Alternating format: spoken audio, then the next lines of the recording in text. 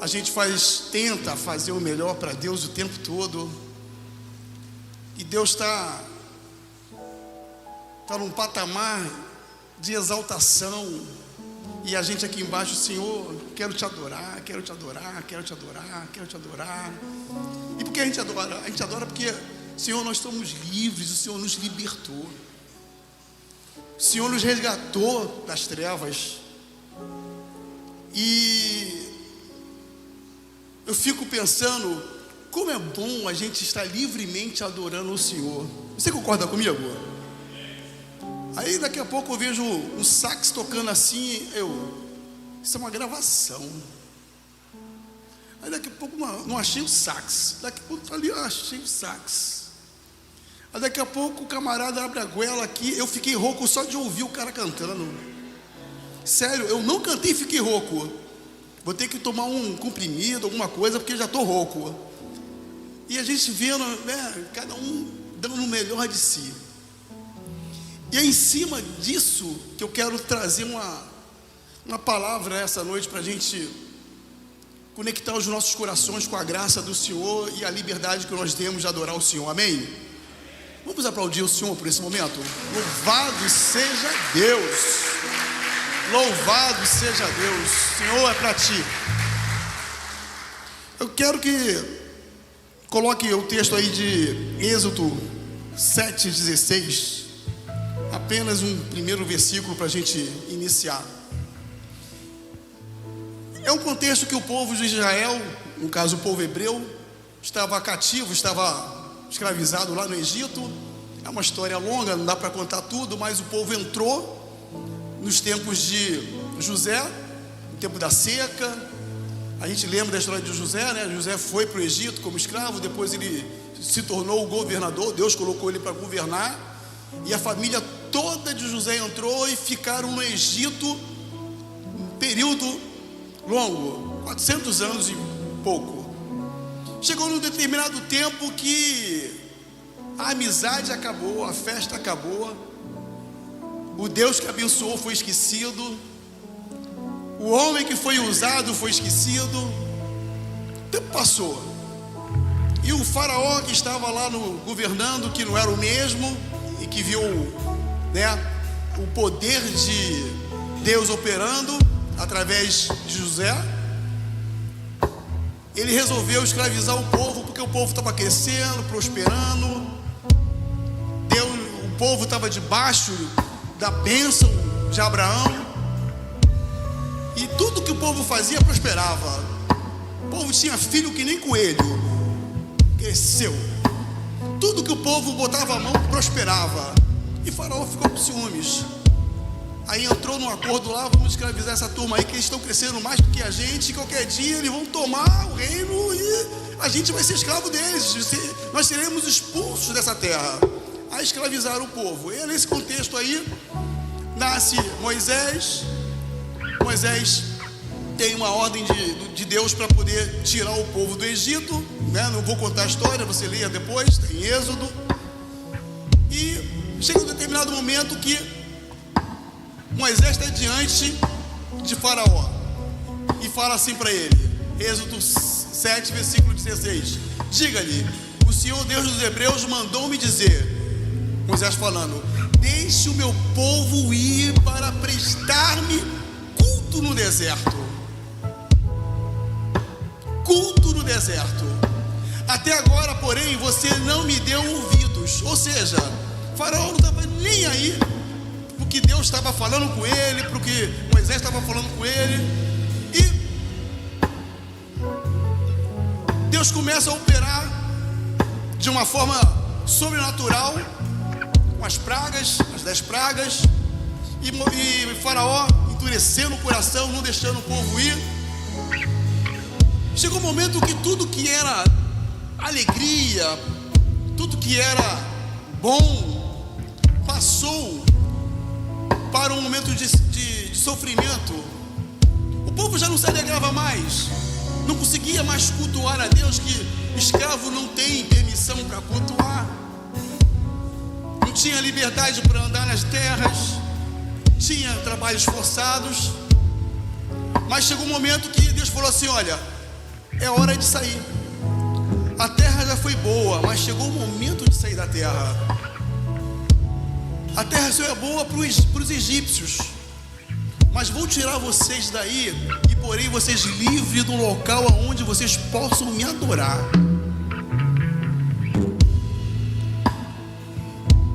E em cima desse princípio eu fico pensando como Deus age nos corações, e parece, o texto me apresenta isso, que Deus não gosta de receber a adoração daquele que está oprimido, aquele que está aprisionado. Ele quer um povo alegre, um povo feliz, que possa adorá-lo. Deus apenas não tirou o povo do Egito, né? Ele tinha um propósito maior. Deixe o meu povo ir para que me adore no deserto. O Senhor não liberta ninguém apenas da escravidão. Ele liberta para viver em adoração e serviço a Ele. Pense,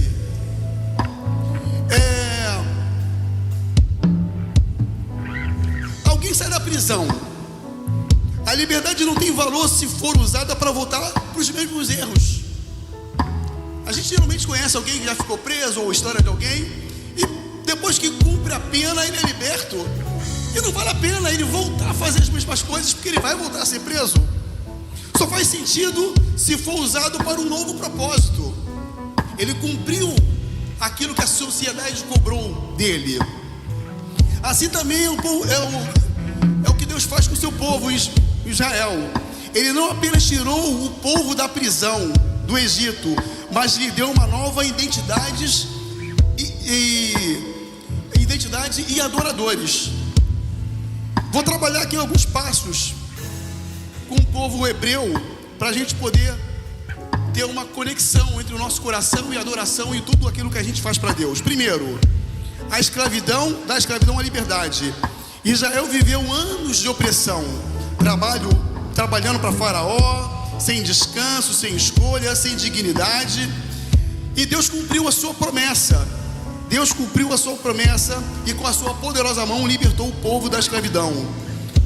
E eu penso que da mesma forma muitos de nós estamos aqui porque Jesus Cristo botou a mão em nossas vidas e nos libertou de algumas prisões que a gente estava. Eu mesmo, eu gosto de contar uns causos meus, né? Mas hoje não vai ser o caso. Deus me libertou. E eu tenho certeza que Deus também te libertou. E olha agora como a gente está aqui, livres, leves e soltos, adorando ao Senhor com todo o fôlego que a gente tem nos pulmões. Não é verdade? Quem tem pulmão aí cheio de ar, dá uma glória a Deus. É diferente. Então, esse louvor, eu creio que tremeu o trono do Senhor, né? Porque é um louvor de pessoas que são livres, porque Jesus Cristo nos libertou das trevas, né? Então, Cristo nos libertou dos nossos Egitos. Cristo também nos liberta de várias coisas que nos atormentam. E se por acaso hoje tem alguém se sentindo preso por algum motivo em seu Egito, hoje é o dia da sua liberdade, da sua libertação. Riquezas no Egito, na provisão de Deus. Antes de sair do Egito, Deus ordenou para que todo aquele povo pedisse ofertas aos egípcios. Então chegou um momento que Deus fala assim: olha, no dia que vocês saírem, vocês peçam doações, peçam ofertas, porque eu vou tirar vocês e vocês não vão sair de mãos vazias. É interessante que o tempo de escravidão no povo do Egito, 430 anos, eles não saíram com uma mão na frente ou lá atrás, mas Deus soberanamente, milagrosamente operou para que todo aquele trabalho forçado fosse pago. E chegou o dia, né?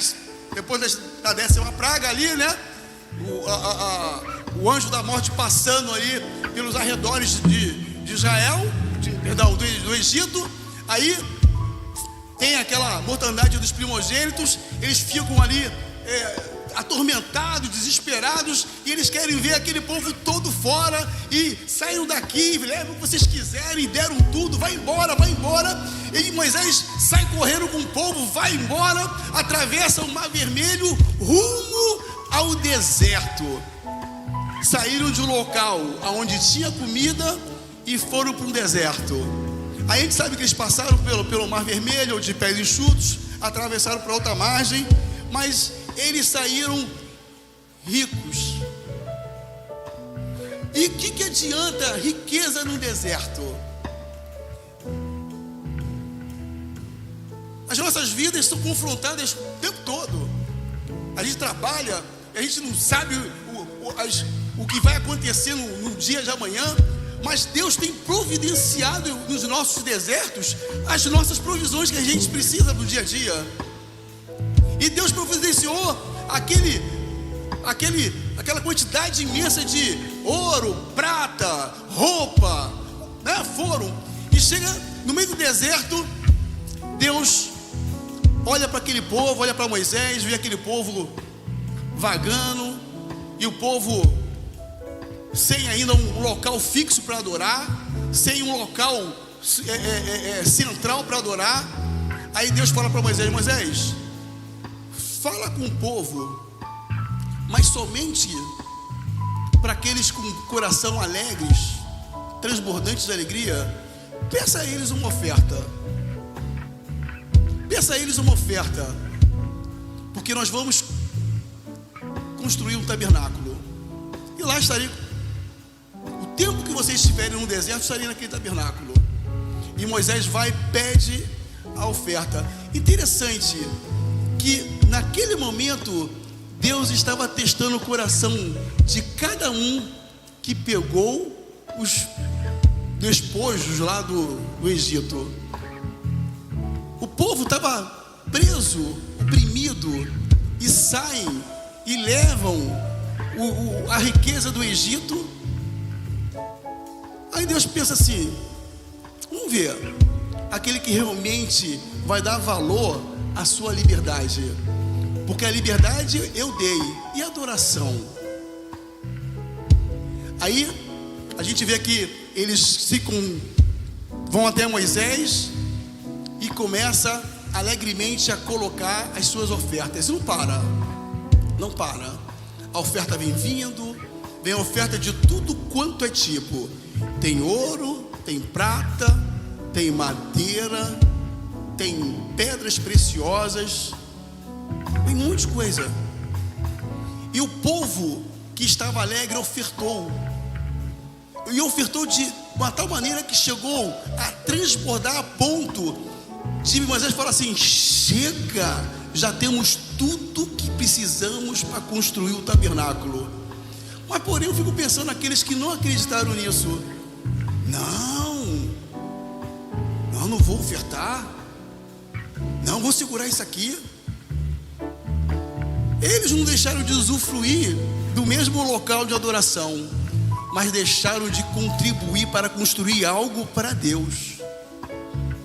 E é nesse clima que eu penso: o que nós hoje, no meio dessa adoração, dessa liberdade, a gente tem o desafio de fazer para Deus? Primeira coisa, a gente adora ao Senhor com o nosso fôlego, com o nosso tempo, mas também naquele momento ali, eles adoraram o Senhor com tudo o que poderiam ofertar. Deram além do que poderiam dar, deram com qualidade, e o Senhor fez daquela oferta uma casa para ele. E aquela casa acompanhou aquele povo por onde o povo andasse. Nem sabe da história. O povo não ficou desabrigado. Eles foram para um deserto, num local de privação, mas nunca faltou proteção. E eu entendo que em qualquer deserto, se os nossos corações estiverem abertos para Deus, nunca vai faltar o favor de Deus para nossas vidas. Nunca vai faltar o favor. E é justamente nesse momento que nós somos desafiados. Será que realmente estamos livres para adorar a Deus em toda a sua plenitude? ou a gente está pensando no dia de amanhã? Eu também tenho os meus amanhãs, mas hoje eu sei que eu tenho a bondade de Deus sobre a minha vida. E o povo ofertou, e ali Moisés pôde puxar os dois artífices para fazer tudo o que tinha que fazer, e fez do bom e do melhor. Você sabia que essa casa aqui, ela faz de tudo de bom e do melhor para que nós possamos usufruir de um culto maravilhoso, de um templo no terceiro andar para as crianças? Nossa, coisa maravilhosa. Um ar-condicionado que às vezes incomoda. Eu fui mesmo de uma igreja que o ar-condicionado era ventilado. No calor era quente, no frio era frio, e era assim que funcionava, ar-condicionado. Mas hoje, olha só, o que a gente usufrui. E o mais importante, nós estamos aqui com os nossos corações comprometidos para adorar o Senhor nesse ambiente agradabilíssimo. Creiam. E nessa noite, qual é o tipo de oferta que a gente pode ofertar ao Senhor? O que eu posso realmente ofertar ao Senhor? E nesse momento, meu desafio é: o que eu posso fazer para agradar ao Senhor? Não que o Senhor não precise de algo para ser agradado, mas o que realmente posso devotar ao Senhor, que eu posso falar assim: Senhor, aqui está aquilo que eu posso dar nessa noite de melhor para o Senhor, então darei o meu melhor, e debaixo do seu melhor, eu confio que a sua provisão nunca irá faltar sobre a minha vida. Eu faço isso como aquela viuvinha lá, que deu, sabendo que ela poderia não ter 2 moedinhas, mas ela contava com a provisão de Deus. Então nós contamos com a provisão em todo tempo. O Senhor é bom em todo tempo. Você crê nisso? Então nessa noite eu desafio você: abra o seu coração e dê o seu melhor para o Senhor. Abra o seu coração e fala: Senhor, eis aqui o meu melhor. Então nessa noite vamos ofertar ao Senhor. O desafio, uma oferta, ainda que sua vida esteja no deserto, ainda que sua vida esteja toda enrolada, mas esse que é o nosso desafio. Saímos de um momento de escravidão e hoje somos livres para adorar.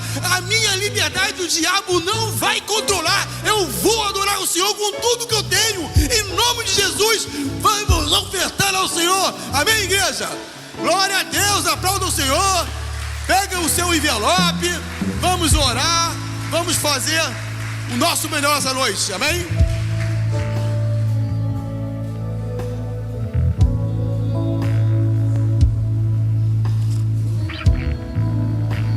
Glória a Deus. Glória a Deus.